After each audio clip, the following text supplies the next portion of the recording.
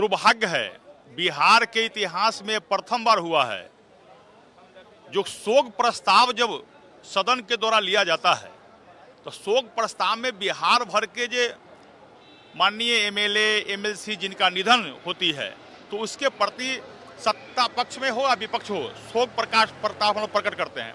लेकिन बिहार में प्रथम बार ऐसा हुआ है जो सत्ता पक्ष के विधायकों को भी संवेदना खत्म हो गई है और शोक प्रस्ताव मनाने नहीं लोगों दिया।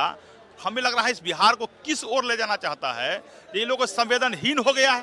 थोड़ी सी संवेदना नहीं इस व्यक्ति के पास में है कि बिहार में शोक प्रस्ताव भी कम से कम मनाया जाए। लेकिन फिलिस्तीन में जो हत्या हो रही है उसके खिलाफ था शोक प्रस्ताव। अरे भाई मेरी, फिलिस्तीन में हत्या हो रही है। एक तो फिलिस्तीन के हत्या में इन लोग का नहीं जाने फिलिस्तीन से क्या जरा हुआ है। हमको लग रहा है अब कभी कभी कहेगा जो पीएफआई को भी हम समर्थन करते हैं, तो लगता है देश से इस व्यक्ति को कोई मतलब नहीं है, देश के सभ्यता और संस्कृति से कोई मतलब नहीं है। लेकिन फिलिस्तीन में हत्या उससे मतलब है।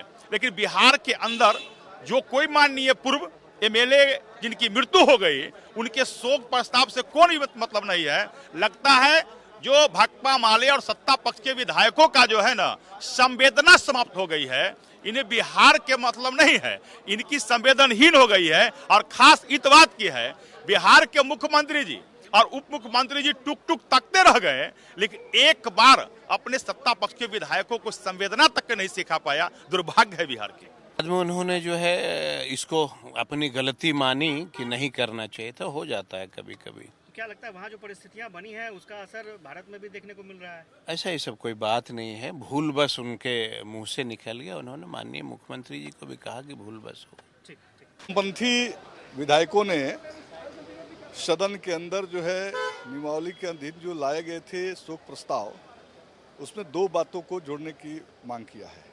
पहला तो फिलिस्तीन के जो निर्दोष जनता के कत्ल हो रहे हैं उसके प्रति संवेदना और शोक व्यक्त करना। दूसरा जो मणिपुर के अंदर जो निर्दोषों का कत्ल हुआ, मर्डर हुआ, वो दोनों चीज़ों को जोड़ना चाहते हैं। दोनों के प्रति शोक संवेदना व्यक्त करने के लिए वामपंथी दलों ने सदन के अंदर इस सवाल उठाया था। लेकिन तो क्या कहेंगे सर, ये जो फिलिस्तीन और हमास का मामला अगर सदन में उठता है तो इसे क्या कहेंगे, ये सही कहेंगे?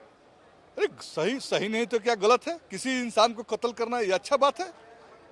इंसान कोई हो उसको अगर कत्ल करता है, कोई साम्राज्यवादी ताकतें नेस्तनाबूद करती है, बर्बाद करती है, बच्चों को कत्ल करती है, तो क्या हम उसको उसके पक्ष पे खड़ा होंगे? कत्ल करने वाले के पक्ष में। हमारा हिंदुस्तान का ट्रेडिशन रहा है फिलिस्तीन अवाम के साथ खड़ा होना, और फिलिस्तीन अवाम अगर अपने आज़ादी के लिए लड़ रही है तो हम उसके साथ हैं।